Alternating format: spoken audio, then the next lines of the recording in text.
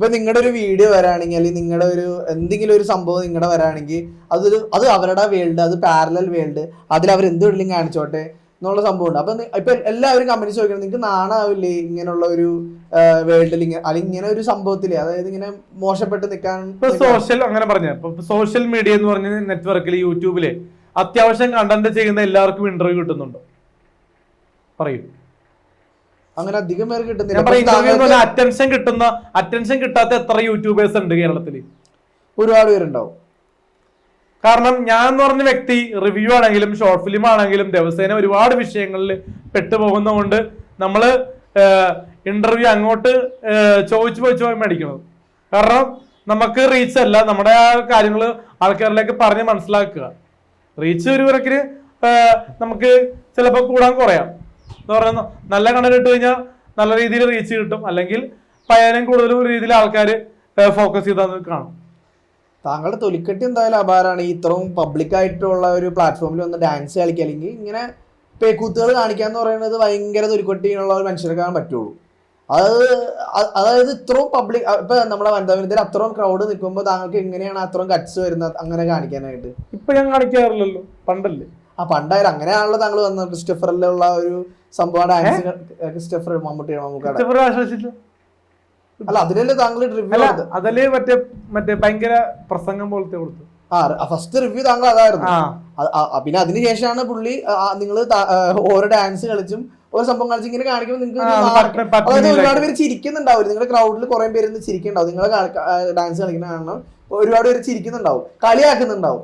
താങ്കൾ ബോധേട് താങ്കൾക്ക് ഇതൊരു വിഷമം ഉണ്ടാക്കുന്നില്ലേ? ഒരു വിഷമമില്ല. കാരണം നമ്മള് ഇതിനു മുന്നേ ലൈഫ് എന്ന് പറഞ്ഞാൽ LKG മുതലേ സ്റ്റേജിൽ കയറാൻ തുടങ്ങിയതാണ്. സിനിമ സ്റ്റേജ് അല്ല, പബ്ലിക് ആയിട്ടുള്ള യൂത്ത് ഫെസ്റ്റിവല്, ആനിവേഴ്സറി, അവിടെയൊക്കെ പണ്ട് നരൻ ഇറങ്ങിയ സമയം അറിയോ? റിലീസ് ഡേറ്റ് അറിയോ? 2005. ആ സമയത്ത് ഞാൻ LKG ആയിട്ട് പഠിക്കുന്നത്. അപ്പൊ ആ സമയത്ത് ഞാൻ നരനിലെ ഡാൻസ് സ്റ്റേജിൽ കയറി 5-6 പേരെ കൂടെ കളിച്ചിരുന്നു.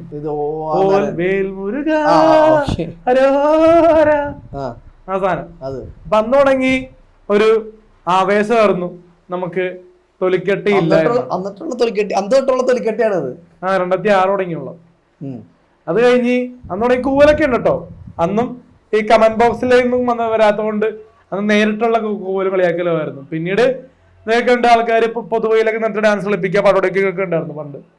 പിന്നെ 1ാം ക്ലാസ് മുതൽ ഒരു 6ാം ക്ലാസ് വരെ നിർത്താണ്ട് യൂത്ത് ഫെസ്റ്റിവലൊക്കെ പ്രോഗ്രാം ചെയ്യാറുന്നു. ഫസ്റ്റും സെക്കൻഡും ഒക്കെ പ്രൈസ് കിട്ടുമായിരുന്നു. എനിക്ക് മേഹക്കൊക്കെ ഫസ്റ്റ്, മേഹ എന്ന് പറഞ്ഞ ഫസ്റ്റ് ലൈനാണ്.